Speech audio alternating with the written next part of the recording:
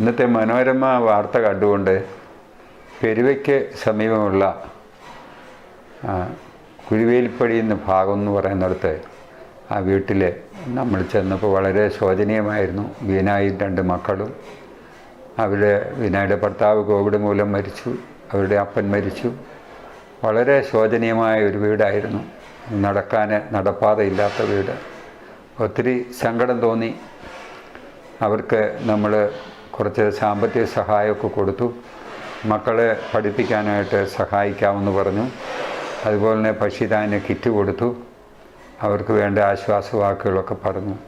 ആ പ്രദേശത്തുള്ള ജീവകാരുണ്യ പ്രവർത്തകരും പഞ്ചായത്ത് മെമ്പറും ഒക്കെ നമ്മളോടൊപ്പം ഉണ്ടായിരുന്നു.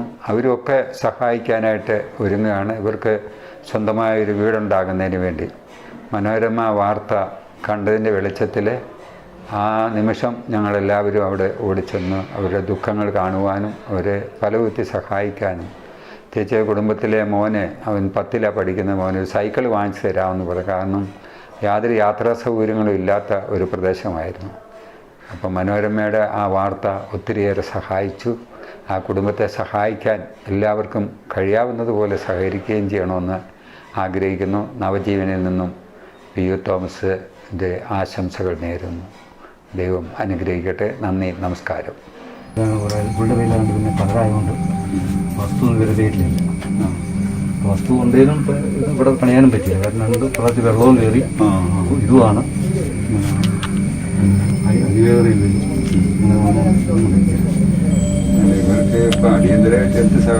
ഞങ്ങൾ ഇവിടെ സൗഹൃദ ചാരിറ്റബിൾ സൊസൈറ്റി ഞങ്ങൾ സ്ഥലം വാങ്ങി ഓൾറെഡി. അത് 2-3 ദിവസം കൂടി ഞങ്ങൾ സ്ഥലം വാങ്ങാനുള്ള ഏർപ്പാടെല്ലാം ചെയ്തിട്ടുണ്ട്. അതിൻ്റെ പൈസ ഞങ്ങൾ കളക്ഷൻ എടുത്തോണ്ടിരിക്കണം. സാറൊരു വീട് ചെയ്ത് കൊടുത്താണ് പറ്റുന്ന സഹായം. കാരണം ഞങ്ങൾക്ക് ഇതുപോലെ ഒരുപാട് വീടുകളാണ്. പിന്നെ ദിവസവും ഒരു 6000-ഓളം പേർക്ക് ഭക്ഷണം ഒരുക്കി കൊടുക്കണം. മെഡിക്കൽ കോളേജിൽ, കുട്ടികളുടെ ആശുപത്രി, ജില്ലാ ആശുപത്രി, ആയുർവേദ, ഹോമിയോ, കൊറോണക്കാർക്ക് നാട് മുഴുവൻ ഭക്ഷണപ്പൊതി, അതുപോലെ ഭക്ഷ്യധാന്യ കിറ്റുകളൊക്കെ എങ്കിലും ഞങ്ങളെല്ലാവരും കൂടെ ആലോചിച്ചിട്ട് ഞങ്ങൾ പറ്റുന്ന സഹായമൊക്കെ ചെയ്യും. ഞങ്ങളെ കഴിയാവുന്ന സഹായം ചെയ്യും. പെരവണിക്ക് ഞങ്ങളെ കഴിയാവുന്ന സഹായം ചെയ്യും കേട്ടോ. പേരുന്ന ബിന്ദു, ഗീന. ഈ നനയുന്നുണ്ടോ അല്ലേ? നല്ല കാറ്റ് വന്ന നല്ലപോലെ കാറ്റ് വന്ന ഇതിന്റെ ഇടയിൽ കൂടെ. മൊബൈലൊക്കെ ആരുടെ മേടിച്ചു കൊടുക്കാം? മൊബൈൽ നമ്മൾ കൊടുക്കാന്ന് പറഞ്ഞു. നമുക്ക് അതിന്റെ ഓഫർ വന്നായിരുന്നു. അപ്പൊ 2 പേര് പറഞ്ഞിട്ട് വേണ്ട, നമ്മൾ വാങ്ങിച്ചു കൊടുക്കണം. പിന്നെ ഞങ്ങളുടേതായിട്ട് ഒരു അത്യാവശ്യ കാര്യത്തിന് ഒരു 10,000 രൂപ കൊടുക്കുക കേട്ടോ. അത് ഇവരുടെ സ്വന്തം ആവശ്യത്തിന് ഇപ്പോൾ ഇവർക്ക് ഉപയോഗിക്കാം കേട്ടോ. ആയിക്കോട്ടെ. കുഞ്ഞുമക്കളൊക്കെ ഞാൻ വന്നേ. മോടെ പേരെന്നാ? ശ്രേയ. എഴുതി പഠിക്കുന്നു. മോന്റെ പേരാണോ? ഷാൻ. പ്രാർത്ഥിച്ചോളാം, സഹായിച്ചോളാം കേട്ടോ. ഈ പിള്ളേരുടെ പിടിച്ചോ ചേച്ചി, നിങ്ങൾ